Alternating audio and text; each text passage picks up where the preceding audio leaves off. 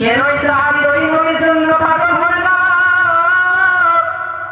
যেই নবীর জন্য সমুদ্রের মাছ পর্যন্ত পাগল, যেই নবীর জন্য জঙ্গলের প্রাণী পর্যন্ত পাগল, যেই নবীর জন্য সূর্য পাগল,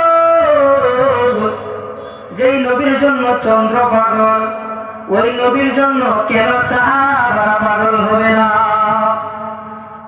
নবী যখন সাহাবাদেরকে নিয়ে একটা পথ দিয়ে যখন অতিক্রম করতেছে, হঠাৎ করে সামনে কোনো মানুষ নাই, কিন্তু বারবার সালামের আওয়াজ আসতেছে।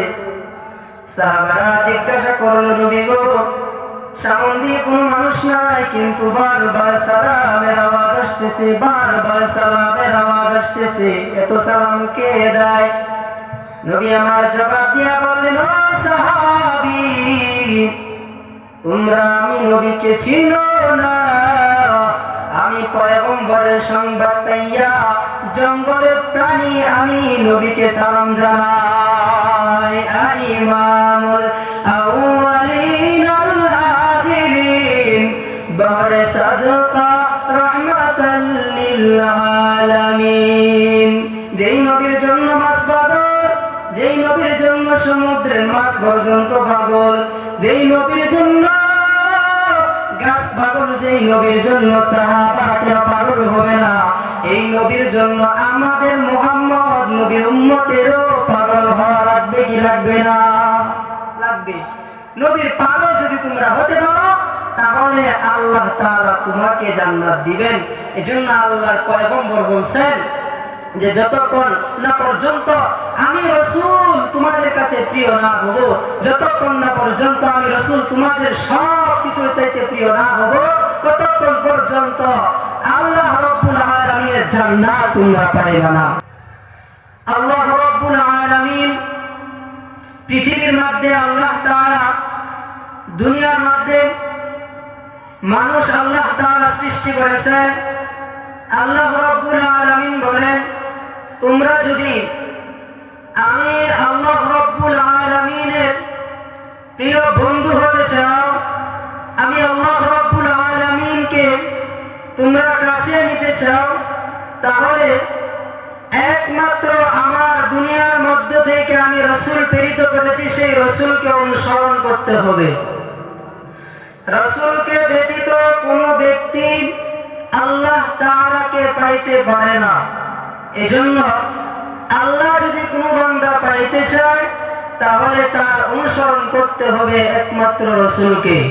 পৃথিবীর মধ্যে সর্বশ্রেষ্ঠতম ব্যক্তি, সবচাইতে সম্মানিত ব্যক্তি, সবচাইতে মর্যাদাশীল ব্যক্তি একজনই, তিনি হলেন জনাব মুহাম্মদুর রাসূলুল্লাহ সাল্লাল্লাহু আলাইহি ওয়াসাল্লাম। দুনিয়ার কোনো সাধারণ তিনি ব্যক্তি না। দুনিয়ার কোনো সাধারণ কোনো ব্যক্তিকে আল্লাহ তাআলা অনুসরণ করতে বলেন নাই। যিনি দু জাহানের সরদার, রাসূলে কিবরিয়া, আশরাফুল আম্বিয়া, জনাব মুহাম্মদুর রাসূলুল্লাহ সাল্লাল্লাহু আলাইহি ওয়াসাল্লামকে অনুসরণ করতে বলছেন। আল্লাহ রাব্বুল আলামিন বলেন, কুল ইন কুনতুম তুহিব্বুনাল্লাহ। আল্লাহ রাব্বুল আলামিন বলেন, ও নবী, উম্মতদেরকে জানায়া দেন, যদি কোনো বান্দা আমি আল্লাহকে পাইতে চাই, আমি আল্লাহ তাআলাকে প্রিয় পাত্র করতে চাই, ফাত্তাবিউনি, নবী সেজন্য আপনাকে অনুসরণ করে, অনুকরণ করে। আল্লাহর পয়গম্বর সাহাবাদেরকে একত্রিত করিয়া এই ঘোষণা করিয়া দিলেন, কুল ইন কুনতুম তুহিব্বুনাল্লাহ ফাত্তাবিউনি ইউহিব্বুকুমুল্লাহ। যদি কোনো বান্দা আল্লাহকে ভালোবাসতে চায়, যদি কোনো বান্দা আমি আল্লাহকে কাছে পাইতে চাই, সে যেন আমি নবীকে অনুসরণ করে, নবীকে অনুকরণ করে। যদি কোনো বান্দা আমার নবীকে অনুসরণ করে, সেই বান্দা আমার আল্লাহকে অনুসরণ করা হয়ে যাবে। আর যেই বান্দা আমি রবকে অনুসরণ করবে, আমি রবকে যেই বান্দা মহব্বত করবে, আমি আল্লাহ রাব্বুল আলামিন আমি আল্লাহ তাআলা তার ঠিকানা রাখলাম জান্নাত। সুবহানাল্লাহ। নবী সাল্লাল্লাহু আলাইহি ওয়াসাল্লাম হাদিসের মধ্যে বলেন, মান আহাব্বা সুন্নতি ফাকাদ আহাব্বানি ওয়া মান আহাব্বানি কানা মাই ফিল জান্নাহ। যেই বান্দা আমি রাসূলের সুন্নাতকে মহব্বত করেছে সে যেন আমি নবীকে মহব্বত করলো। আর যেই বান্দা আমি পয়গম্বরকে মহব্বত করলো সেই বান্দা আমি রাসূলের সাথে জান্নাতে চলে যাবে। সুবহানাল্লাহ। এজন্য আমাদের অনুসরণ করা লাগবে কাকে? রাসূলকে। কাকে অনুসরণ করা লাগবে? রাসূলকে। আল্লাহ পাইতে চাইলে অনুসরণ করা লাগবে রাসূলকে। এই রাসূলের ভালোবাসা, রাসূলের মহব্বত দেখা গিয়েছেন সাহাবায়ে কেরাম। সাহাবায়ে কেরাম নবীর জন্য জীবন পর্যন্ত বিলীন করে দিয়েছে। সাহাবায়ে কেরাম নবীর জন্য এত পাগল যে সাহাবায়ে কেরাম নবীর জন্য রক্ত ঝরাইছেন, যে সাহাবায়ে কেরাম নবীর জন্য শহীদ হয়েছেন, যে সাহাবায়ে কেরাম উহুদের ময়দানে মার খেয়েছেন, যে সাহাবায়ে কেরাম নবীর জন্য উহুদের ময়দানে রক্তাক্ত হয়েছেন, একমাত্র উদ্দেশ্য ছিল একটা, দিনকে কায়েম করা, দিন প্রতিষ্ঠিত করা, সারা বিশ্বের মধ্যে ইসলামটাকে প্রচার করা। তারপরেও তার কোনদিন রাসূলকে মহব্বত করা বাদ দেয় নাই। সুবহানাল্লাহ।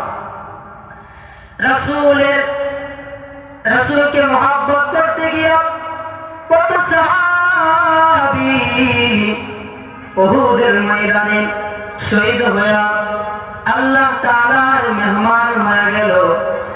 এরে মুসলমান, হযরতে আবু সুফিয়ান রাদিয়াল্লাহু তাআলা আনহুকে একদিন আল্লাহর পয়গম্বর ডেকে বললেন, নবীজি সাল্লাল্লাহু আলাইহি ওয়াসাল্লাম শরীর মুবারকের মধ্যে একদিন সিংহা লাগিয়েছিলেন। সিংহা লাগানোর কারণে নবীজির শরীর থেকে কিছু রক্ত প্রবাহিত হয়। এই রক্ত হযরত আবু সুফিয়ান রাদিয়াল্লাহু তাআলা আনহুকে ডেকে বললেন, জুবায়ের, এই রক্তটুকু অমুক জায়গায় যাও, গিয়ে এই রক্তটুকে তুমি দাফন করে আসো। হযরতে আবু সুফিয়ান রাদিয়াল্লাহু তাআলা আনহু এই রক্তটুকু লইয়া যখন দাফন করার জন্য যায়, এই রক্তটুকু দাফন না করিয়া এই রক্তটুকু পান করিয়া ফেলল। বলুন না সুবহানাল্লাহ। কিছুক্ষণ পরে আল্লাহর পয়গম্বর জিজ্ঞাসা করলেন, হে জুবাইর, তোমাকে যেই রক্তটা দিয়েছিলাম সেই রক্তটা কোথায় তুমি দাফন করেছো? জুবাইর রাদিয়াল্লাহু তাআলা আনহু জবাব দিয়া বললেন, ও পয়গম্বর, এই রক্ত মুবারক আমি মাটির মধ্যে রাখতে দেই নাই, এই মুবারক রক্ত আমি সাহাবী পান করে ফেলেছি। বলুন না সুবহানাল্লাহ। আল্লাহর পয়গম্বর জবাব দিয়া বললেন, লা তামাসসান নার, যার শরীরের মধ্যে আমি পয়গম্বরের রক্ত প্রবেশ করেছে তার শরীর জাহান্নামে যাওয়ার জন্য হারাম হয়ে গেছে। বলুন সুবহানাল্লাহ। সাহাবীরা এত পাগল ছিল নবীর জন্য, নবীর এত পাগল সাহাবী হযরতে বেলাল, যেই বেলাল নবীর উপর ঈমান আনার কারণে, নবীর উপর ঈমান আনার কারণে কাফেরদের হাতে এত অত্যাচার, এত অবিচার হয়েছে। হযরতে বেলাল রাদিয়াল্লাহু তাআলা আনহু ইসলাম গ্রহণ করার কারণে উমাইয়া ইবনুল খালদ সেই বেলালকে উত্তপ্ত বালুর মধ্যে শোয়ায়া বেলালকে নির্যাতন করত।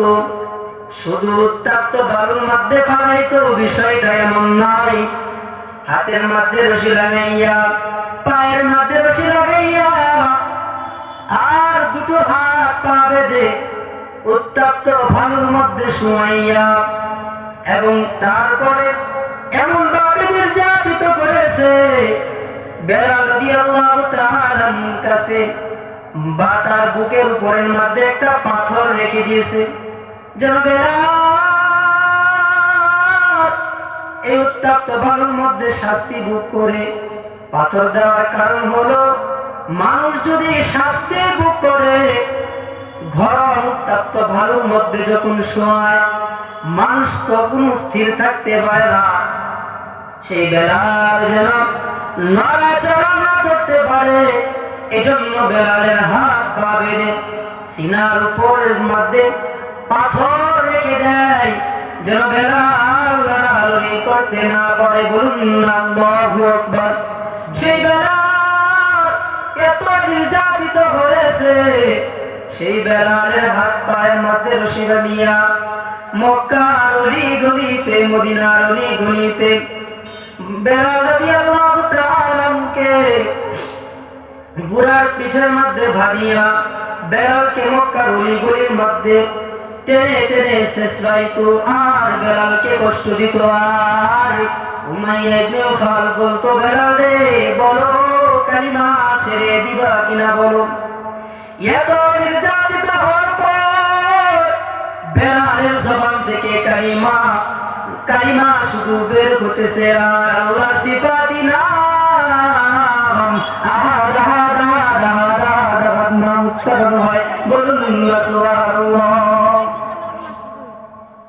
বেলাল এত কষ্ট করেছে, তারপরে ঈমান ছাড়ে নাই, তারপরে ঈমান বিক্রি করে নাই। বেলাল রাদিয়াল্লাহু তাআলা মুখে হাতে পায়ে রশি বাঁধিয়া পাথরের মক্কার অলি গলির মধ্যে বেলালকে শেষরাইতো। আর পাথরের উপর শেষরানোর কারণে উত্তপ্ত বালুর মধ্যে শেষরানোর কারণে বেলালের শরীর পর্যন্ত ধোঁয়া লেগে যেত।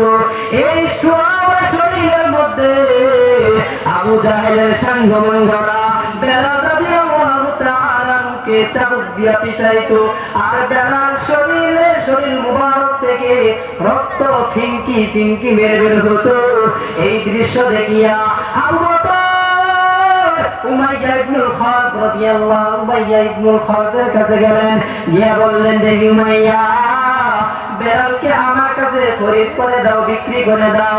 অনেক মোটা অঙ্কের টাকা দিয়া বেলালকে আবু বকর সিদ্দিক রাদিয়াল্লাহু তাআলাকে আযাদ করে দিলেন। বলুন সুবহানাল্লাহ। সেই বেলাল নবীর এত পাগল ছিলেন, সেই বেলাল নবীর একজন খাঁটি এমন মুয়াজ্জিন ছিলেন রে। বেলাল যখন মদিনার মধ্যে আযান দিত, সারা মদিনা শহরটা মানুষ পাগলের মতো হয়ে যেত বেলালের আযান শোনার জন্য। বলুন সুবহানাল্লাহ। নবীজি যখন দুনিয়া থেকে বিদায় হয়ে যায়, বেলাল আযান দেয় না। কিছুদিন যাওয়ার পর বেলাল মদিনা থেকে হিজরত করলেন। কারণ এই জন্য হিজরত করলেন, যার জন্য নবী আযান দিতেন সেই ব্যক্তি তো আর দুনিয়ার মধ্যে নাই। যার জন্য বেলাল আযান দিতেন সেই ব্যক্তি দুনিয়া থেকে বিদায় হয়ে গেছে। কার জন্য বেলাল আযান দিবে? আর বেলাল মদিনার অলি গলিতে যেখানে যায় নবীর প্রত্যেকটা স্মৃতি তার মনে পড়ে, এজন্য ভুলে থাকতে পারে না। এজন্য মদিনা ছেড়ে বেলাল হিজরত করলেন। কিছুদিন না যাইতেই বেলালকে নবীজি স্বপ্নে দেখাইলেন, ও বেলাল তোমার কি হয়ে গেল? আজ কতদিন হয় তোমার কণ্ঠের আযান আমি নবী শুনি না। বলুন না আল্লাহু আকবার। বেলাল রাদিয়াল্লাহু তাআলাকে আমার পয়গম্বর স্বপ্নে দেখাইলেন, বেলাল তুমি আজকে আযান দিবা, আযান দেওয়া বন্ধ করিও না। বেলাল একাধিক স্বপ্নে দেখার পর বেলাল পাগলের মতো মদিনায় ছুটে আসলেন। আসিয়া নবীজির রওজায় পাঞ্জা দিয়া বলিয়া বলে, ও পয়গম্বর আপনার আশিক চলে আসছে। ও নবী গো আমি আগে আজান দিলে আপনি মসজিদে আসতেন, এখন তো আজান দিলে আপনি কি মসজিদে আসবেন? আপনি তো মসজিদে আসবেন না। নবীজি যেই তো স্বপ্নে দেখাইলেন বেলাল আজান দিতেছে। যখন বেলাল রাদিয়াল্লাহু তাআলা আনহু ফজরের আযান দেওয়া শুরু করলো, আল্লাহু আকবার আল্লাহু আকবার, মদিনার ছোট ছোট বাচ্চাগুলো পাগলের মতো ছুটে আসছে, বলে রে নবী বুঝি ফিরে আসছে, নবী বুঝি দুনিয়াতে ফিরে আসছে। বেলাল রাদিয়াল্লাহু তাআলা আনহু যখন বললেন আশহাদু আল্লা ইলাহা ইল্লাল্লাহ, আশহাদু আল্লা ইলাহা ইল্লাল্লাহ, মদিনার মাটিগুলো কেমন জানি থরথর করে কাঁপতে শুরু করে দিল। বলুন না সুবহানাল্লাহ। বেলাল রাদিয়াল্লাহু তাআলা যখন বললেন আশহাদু আন্না মুহাম্মাদুর রাসূলুল্লাহ, আশহাদু আন্না মুহাম্মাদুর রাসূলুল্লাহ, মদিনার অলিগলির যত মহিলা আছে সকলেই বেরিয়ে আসছে, নবী বুঝি আসছে রে, নবী বুঝি ফিরে আসছে। এত বড় আশিক বেলাল, এত নির্যাতন করার পরেও সেই বেলাল কালিমা কোনদিন ছেড়ে দেয় নাই। বলুন সুবহানাল্লাহ। অসংখ্য সাহাবী নবীর জন্য জীবন দিয়েছে, অসংখ্য সাহাবী নবীর জন্য শাহাদাত বরণ করেছে। হে মুসলমান নবীর উম্মত, আজকে আমাদের উপর যখন একটু আক্রমণ আসে, আমাদের ইমানের উপর যখন একটু বিপদ আসে, আমরা কিছু টাকার বিনিময়ে আমাদের ইমানটাকে বিক্রি করতে মোটেও বিলম্ব করি না, ঠিক না? আমরা এমন আশিক হইলাম যে যখন দুশ্মনে আমার নবীকে নিয়ে কথা কয়, দুশ্মনে আমার নবীর নাম নিয়ে কটূক্তি করে, আর সে মুসলমান তাকায় তাকায় দেখে সহ্য করে যায়, কিন্তু কোনো কিছু বলে না, কারণ বললেই পিটা খাবে। কি খাবে? বললেই মায়ের খাবে। আর সাহাবারা যখন কোনো কাফের, কোনো ইহুদি আল্লাহ পয়গম্বরকে গালি দিতে চাইতো, তখন হযরত ওমর রাদিয়াল্লাহু তাআলা আনহু তরবারি নিয়ে দাঁড়িয়ে যাইতো তাকে হত্যা করার জন্য, আল্লাহ পয়গম্বর তাকে থামায় দিতে। বলে সুবহানাল্লাহ। এত মায়ার নবী ছিল। কেন সাহাবী ওই নবীর জন্য পাগল হবে না, যেই নবীর জন্য সমুদ্রের মাছ পর্যন্ত পাগল, যেই নবীর জন্য জঙ্গলের প্রাণী পর্যন্ত পাগল, যেই নবীর জন্য সূর্য পাগল, যেই নবীর জন্য চন্দ্র পাগল, ওই নবীর জন্য কেন সাহাবারা পাগল হবে না? নবী যখন সাহাবাদেরকে নিয়ে একটা পথ দিয়ে যখন অতিক্রম করতেছে, হঠাৎ করে সামনে কোনো মানুষ নাই, কিন্তু বারবার সালামের আওয়াজ আসতেছে।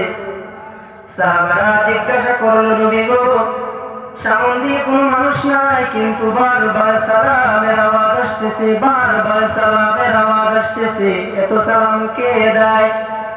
নবী আমার জবাব দিয়া বললেন, ও সাহাবী, তোমরা আমি নবীকে চিনো না? আমি পয়গম্বরের সংবাদ পাইয়া জঙ্গলের প্রাণী আমি নবীকে সালাম জানাই। ইমামুল আউয়ালিন ওয়াল আখিরিন, বাহরে সাদকা রাহমাতাল লিল আলামিন। যেই নবীর জন্য মাছ পাগল, যেই নবীর জন্য সমুদ্রের মাছ পর্যন্ত পাগল, যেই নবীর জন্য গাছ পাগল, যেই নবীর জন্য সাহাবারা পাগল হবে না, এই নবীর জন্য আমাদের মুহাম্মদ নবীর উম্মতেরও পাগল হওয়া লাগবে কি লাগবে না? লাগবে। নবীর পাগল যদি তোমরা হতে পারো, তাহলে আল্লাহ তাআলা তোমাকে জান্নাত দিবেন।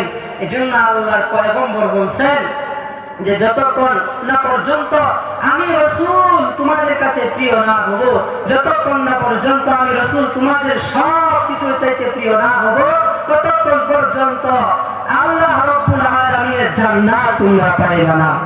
লাম ইউমিনু আহাদুকুম হাত্তা ইয়াকুনা ওয়ালিদিহি ওয়া ওয়ালাদিহি ওয়ান নাসি আজমাইন। আল্লাহর পয়গম্বর বলেন, যতক্ষণ না পর্যন্ত কোন মুমিন আল্লাহ রাসূল সাল্লাল্লাহু আলাইহি ওয়াসাল্লামকে তার সব কিছুর চাইতে সন্তান সন্ততি মা বাবা যা কিছু আছে সব চাইতে বেশি আল্লাহর পয়গম্বরকে মহব্বত ভালো না বাসবে, ততক্ষণ পর্যন্ত সেই বান্দা খাঁটি আশিক হতে পারবে না। আল্লাহ তাআলা আমাদের সকলকে এই কথাগুলোর উপর আমল করার তৌফিক দান করুন। সকলে বলুন আমিন। আমার ভাইরা, কেন নবীর পাগল হব না? সাহাবারা তো কোন দৃষ্টান্ত দেখা যায় নাই। সাহাবারা নবীর জন্য এত পাগল ছিলেন। একটু একটা ঘটনা আপনাদেরকে শোনায় দেই। হযরতে সাআদ রাদিয়াল্লাহু তাআলা মদিনার মধ্যে সবচাইতে একজন কুৎসিত কালো সাহাবী ছিলেন। নাম কি তার? হযরতে সাআদ রাদিয়াল্লাহু তাআলা। সেই সাআদ রাদিয়াল্লাহু তাআলা একদিন নবীজিকে ডাক দিয়া বলে, নবী আমার, আমি মনে হয় আল্লাহ তাআলার জান্নাতে যাইতে পারবো না। সাআদ রাদিয়াল্লাহু তাআলা বলেন, নবী আমার, আমি মনে হয় আল্লাহ তাআলার বানানো জান্নাতে যাইতে পারবো না। নবী ডাক দিয়া বললেন, কেন সাহাব, কি হয়েছে, কেন জান্নাতে যাইতে পারবো না? বলে, আমি এত কালো, আমার টাকা নাই, পয়সা নাই, কোনো কিচ্ছু নাই, আমাকে কি আমি এখন আমাকে কি কোনো, আমার কাছে কি কোনো নারী কি বিয়া দিবে? কেউ তো কোনো নারী বিয়া দিতে চায় না। আমার টাকা নাই, পয়সা নাই, আমার চেহারাও ভালো না, কুৎসিত কালো, তাহলে তো আমি আল্লাহ তাআলার কাছে খাস বান্দা হতে পারবো না। নবীজি বলেন, সাদে তুমি কোনো চিন্তা করিও না, কোনো পেরেশানি নিও না। কে বলে তোমার কাছে কোনো কন্যা বিয়া দেয় না? মদিনার সবচাইতে সুন্দরী নারীকে তোমার সাথে বিবাহ দিব, বলুন সুবহানাল্লাহ। মদিনার সবচাইতে যে সুন্দরী নারীটা, সেই নারীর সাথে তোমাকে বিবাহ দেওয়া হবে, তুমি কোনো টেনশন করিও না। সাদ আশ্চর্য হয়ে গেলেন, হায় হায়, নবী কি কয়? যেই কালো চেহারা, আমার টাকা নাই, পয়সা নাই। আর আমাদের সমাজের মধ্যে একটা জিনিস দেখবেন কি জানেন? জামাই যতই কালো হোক, যদি জামাইয়ের মানি থাকে তাহলে কিন্তু কোনো ব্যাপার না, ঠিক না? যে জামাইয়ের যদি কোনো মানে পয়সা থাকে, একটা সুন্দর বাড়ি থাকে, সুন্দর গাড়ি থাকে, তাহলে আর কোনো কিছুর প্রয়োজন হয় না।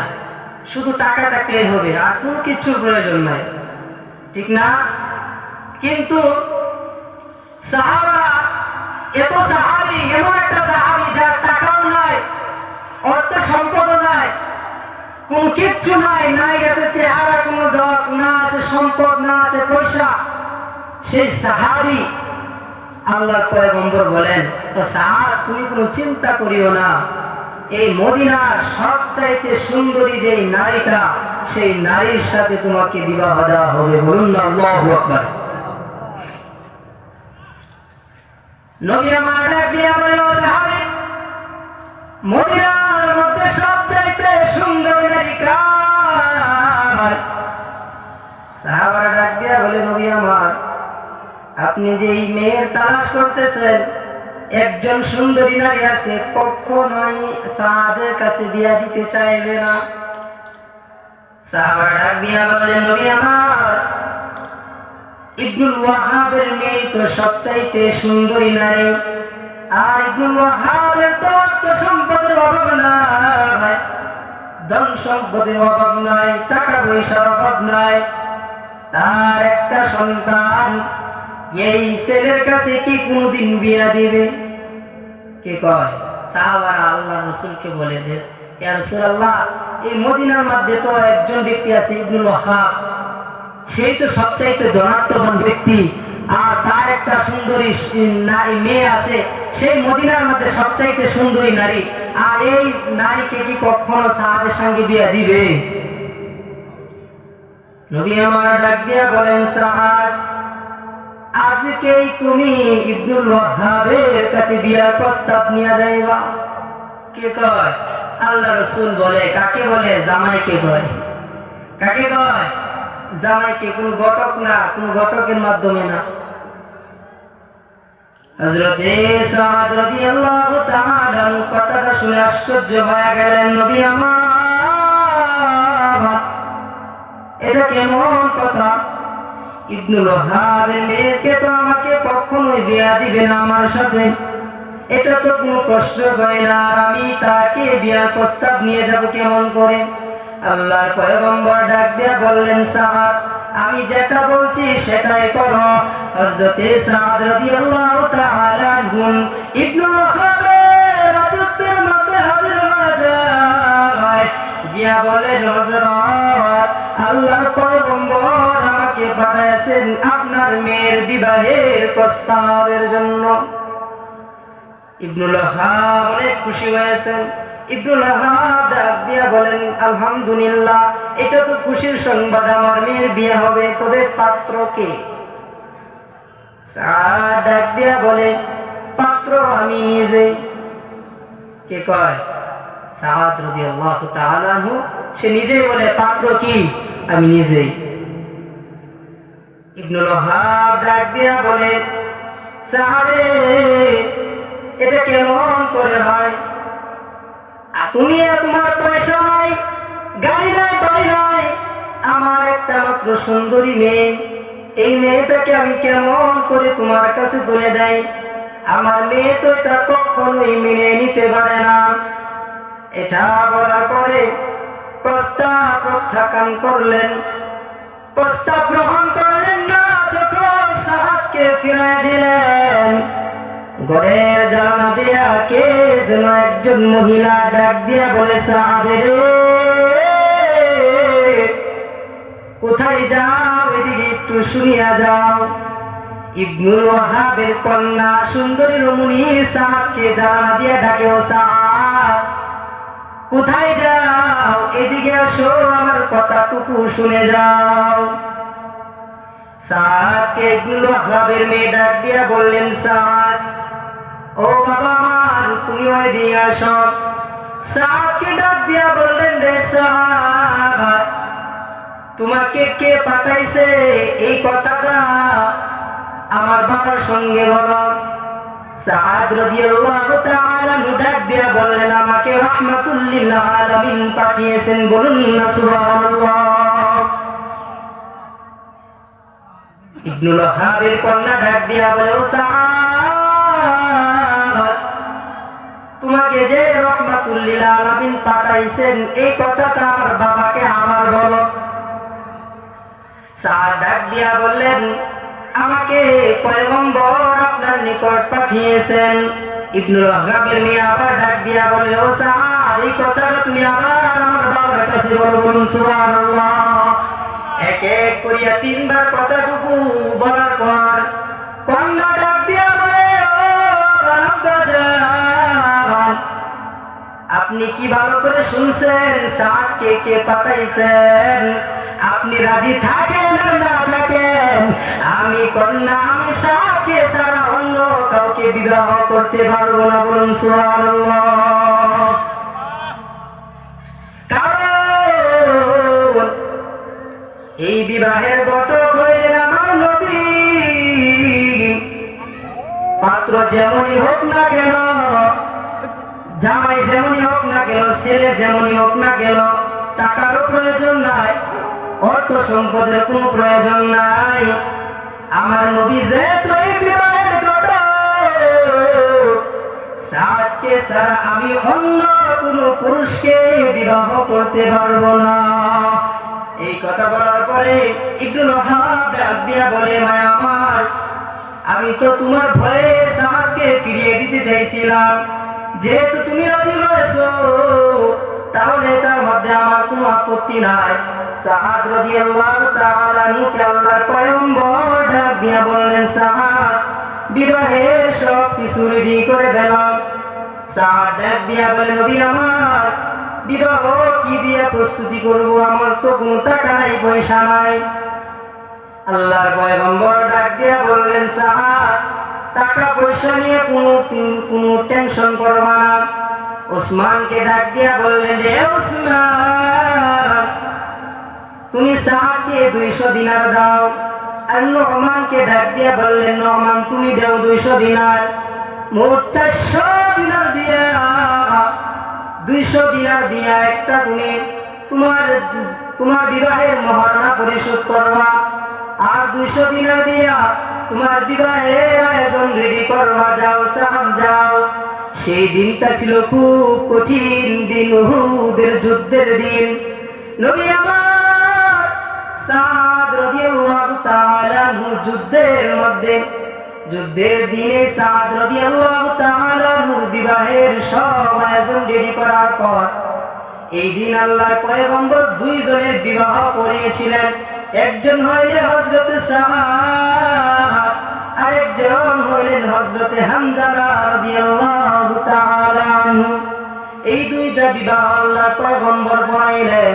হযরত সাদ রাদিয়াল্লাহু তাআলা আনহুকে আল্লাহর পয়গম্বর যখন বললেন, সাদ, যাও বিবাহের কার্যক্রম রেডি করো, এই কথা বলার পর আল্লাহর পয়গম্বর যুদ্ধের জন্য রওনা করলেন। মাথার মধ্যে যখন লোহার হেলমেট পড়ে, যখন নবী আমার যুদ্ধের ময়দানে রওনা করে, সাদ নবীর পিছে পিছে রওনা করে। নবী আমার ডাক দিয়া বলেন, সাদ রে, কোথায় রওনা করতেছো? সাদ ডাক দিয়া বলে, ও রাহমাতুল লিল আলামিন, যেই নবী আমার উহুদের যুদ্ধে অংশগ্রহণ করবে আর আমি সাদ বিবাহের পিড়িতে বসবো, এটা কোনোদিন হতে পারে না। বলুন আল্লাহু আকবার। নবী আমার ডাক দিয়া বলেন, সাদ, আমার কথা শোনো, যা বলছি তাই করো। সাদ রাদিয়াল্লাহু তাআলা নবীজির কথা অমান্য করে নাই। যখন মদিনার বাজারে কেনাকাটা করার জন্য যায়, হঠাৎ করে সাহাবের কানের মধ্যে আওয়াজ এসে যায়, নবী আমার উহুদের ময়দানে নাকি লোহার হেলমেট ভেঙে একটা পড়া নবীজির মাথা মুবারকে ঢুকে যায়। এই কথা বলার পর নবী আমার যুদ্ধের ময়দানে কাফেরদের হাতে রক্তাক্ত হয়ে গেছে। সাহাব যখন দিনারগুলো দিয়া মালগুলো নিতেছে আর দিনারগুলো দিতেছে, এই মুহূর্তে সংবাদ আসছে উহুদের ময়দানে নবী নাই। এই কথা বলার পর দোকানওয়ালা ভাইকে ডাক দিয়া বললেন, ও দোকানওয়ালা ভাই, আমি একটা কথা বলতেছি, যদি কিছু মনে না করেন, আপনার কাছে যে মালগুলো কিনেছি এই মালগুলো ফিরায় নেন, বিনিময় আমাকে দিনারগুলো দিয়া দেন। বলে, কেন দিয়া দিব? বলে, আমি এখানে বিবাহের মাল কিনতেছি আর আমার নবী উহুদের ময়দানে মার্কাই, যুদ্ধের ময়দানে মার্কাই, এটা কখনো সম্ভব হবে না। দোকানওয়ালা ভাই ডাক দিয়া বলে, এটা কেমন কথা? এত কেমন ধৈর্যশীল সাহাবী বিবাহের মালামাল কিনে আবার রিটার্ন দিয়া দেয়? ওই সাহাব 200 দিনার দিয়া একটা তরবারি কিনেছে। কি কিনছে? একটা তরবারি কিনছে আর একটা ঘোড়া কিনছে, আর কিছু দিনার দিয়া একটা কালো কাপড় কিনছে। একটা ঘোড়া কেনার পর কালো কাপড়টা মুখের মধ্যে বান্ধিয়া দৌড়াইয়া উহুদের যুদ্ধে অংশগ্রহণ করে এমন ভাবে যুদ্ধের ময়দানে হাজির হয়ে যায়, এমন ভাবে কাফেরদের মোকাবেলায় দাঁড়ায় যায় যেন এই সাহাদের তরবারি থেকে আগুন ছিটতেছে। বলুন আল্লাহু আকবার। নবী আমার রক্তাক্ত হইয়া পাহাড়ের কিনারায় পড়ে আছে। উমর রাদিয়াল্লাহু তাআলা নবীজিকে হামজা করে ধরলেন, আবু বকর ধরলেন, আর নবী আমার ডাক দিয়ে বললেন, রে এই উমর, এই যে ময়দানের মধ্যে কেমন করিয়া মুসলমানের পক্ষ হইয়া যুদ্ধ করতেছে কাফেরদের সঙ্গে এই ব্যক্তিটাকে। আল্লাহর পয়গম্বর এই কথা বলার পরে সাহাবারা বললেন, ইয়া রাসূলুল্লাহ, মুখের মধ্যে কালো কাপড় বাঁধা লোকটাকে চিনা যাইতেছে না। হঠাৎ করে এক ইহুদি সাহাদের ঘুম বানালো, একটা তীর নিক্ষেপ করলো। সাদ গলা কাটা মুরগির মতো বাহন থেকে নেমে ছটফট করতেছে। সাদ রাদিয়াল্লাহু তাআলা যখন ছটফট করে মুখের কালো কাপড়টা যখন সরে যায়, রাহমাতুল লিল আলামিন ডাক দিয়া বলে, ও সাহাবী, দেখ কেমন পাগল, এটা তো আমার সেই সাদ যে বিবাহের বন্ধনে আমি তোকে পাঠাইলাম। সেই বিবাহের বন্ধন বাদ দিয়া আমি পয়গম্বরের সংবাদ পাইয়া আজকে যুদ্ধের ময়দানে আসিয়া শহীদ হয়ে গেল। বলুন না সুবহানাল্লাহ। নবীজি রক্তাক্ত হয়ে গেছে, উঠতে পারে না। ওই সাদের আক্রমণ দেখিয়া নবী আমার দৌড়াইয়া সাদকে বলে নেয় আর বলে, সাদে রে, আজকে যদি তুমি বিবাহে ফিরতে বসতা, আজকে যদি যুদ্ধের ময়দানে না আসতা, তাহলে তো আজকে তোমার শহীদ হওয়া লাগতো না।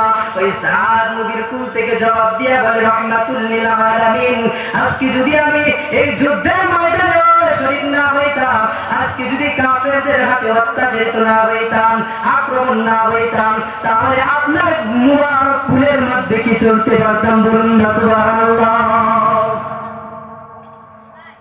এই কথা বলার পরে হুজুর সাল্লাল্লাহু আলাইহি ওয়াসাল্লাম সাদের কাছ থেকে মুখটাকে ফিরিয়ে দিলেন।